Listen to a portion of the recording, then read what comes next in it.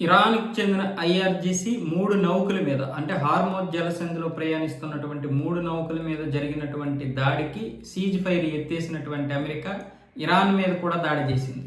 Iran మీద దాడి చేసినటువంటి దాడికి మళ్ళీ ప్రతీకారంగా ఇరాన్ ఏం చేసిందంటే బహ్రెయిన్, కువైట్లో ఉన్నటువంటి అమెరికాకి చెందిన 85 స్థావరాల మీద దాడి చేసింది. ఇప్పుడు ట్రంప్ ఎక్కడ పర్యటిస్తున్నాడు అంటే టర్కీలో పర్యటిస్తున్నాడు. టర్కీ నాటో దేశం. ఈ నాటో దేశంలో పర్యటిస్తున్నటువంటి ట్రంప్ ఏమంటున్నాడంటే ఈ సీజ్ ఫైర్ ఏమీ లేదు, మొత్తం ఎత్తేసాము, అసలు ఇరాన్కి ఎప్పుడు కూడా యుద్ధమే కావాలన్న విధంగా మాట్లాడుతూ ఉన్నాడు. సీజ్ ఫైర్ ఎత్తేసాం, ఇరాన్ ఇప్పటికీ ఇక మళ్ళీ కుదేలైపోద్ది, ఇరాన్ మీద ఇప్పుడు దాడులు చేస్తాం, ఐఆర్జీసే ఈ యొక్క దాడికి మొదట చేసింది కాబట్టి మరి సీజ్ ఫైర్ లేదన్న విధంగా మాట్లాడాడు. మరి ఇంతకుముందు ఇజ్రాయెల్ చేసినటువంటి దాడికి ఇదే అమెరికా ఎప్పుడు మీరు యుద్ధాలనే కోరుకుంటారా, మేము చెప్పినట్లుగా వినండి అన్నాడు. ఇప్పుడు ఒక్కసారిగా ఇరాన్ చేసినటువంటి పనికి ఇప్పుడు అమెరికాకి ఈగో ఇదయ్యింది. ముఖ్యంగా ఈ 250 గణతంత్ర దినోత్సవాలు ఏవైతే ఉన్నాయో వాళ్ళు స్వాతంత్ర దినోత్సవాలు అవి ఇండిపెండెన్స్ డే అయిపోయింది, అలాగే ట్రంప్ పుట్టినరోజు కూడా అయిపోయింది. అందుకే మళ్ళీ ఇప్పుడు యుద్ధం మొదలయ్యారు. అంటే అమెరికా తనకు కావలసినప్పుడు యుద్ధాన్ని ఆపుతుంది, దానికి అవసరం లేదు మళ్ళీ యుద్ధం కావాలి, ప్రపంచ దేశాలని ఉక్కిరిబిక్కిరి చేద్దాం అన్నప్పుడు మళ్ళీ యుద్ధాలు మొదలు పెడుతుంది. ఐఆర్జీసీ కూడా అంతే, ఎప్పుడు కయ్యానికి కాలు దిగుకుంటూనే ఉంటారు. ఇక్కడ నష్టపోయేది ఎవడు అంటే ప్రజలు.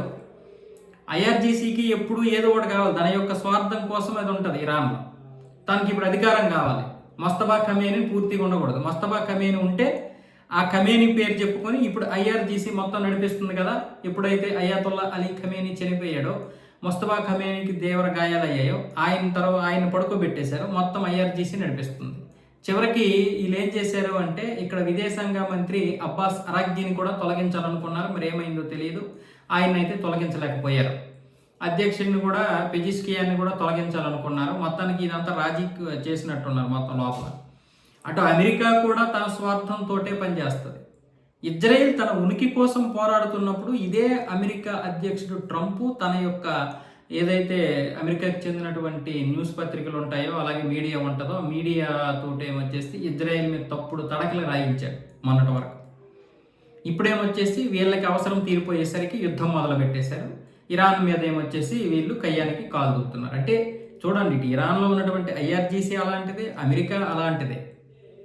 వీళ్ళందరూ కూడా ప్రజలు ఏ విధంగా ఇబ్బంది పడినా పర్వాలేదు, వాళ్ళ యొక్క స్వార్థం, ఒకడికి అధికారం కావాలి, ఒకడికి ఏమొచ్చేసి డబ్బు కావాలి. ఇలాంటి పిచ్చోళ్ళు ఉన్నారు ఇక్కడ ఈ దేశంలో, ఈ ప్రపంచంలో. ఇప్పుడు ఈ హార్మోజ్ జలసంధిలో మళ్ళీ ఉద్రిక్తత పరిస్థితులు మోగుతుంది మళ్ళీ హార్మోజ్ జలసంధి.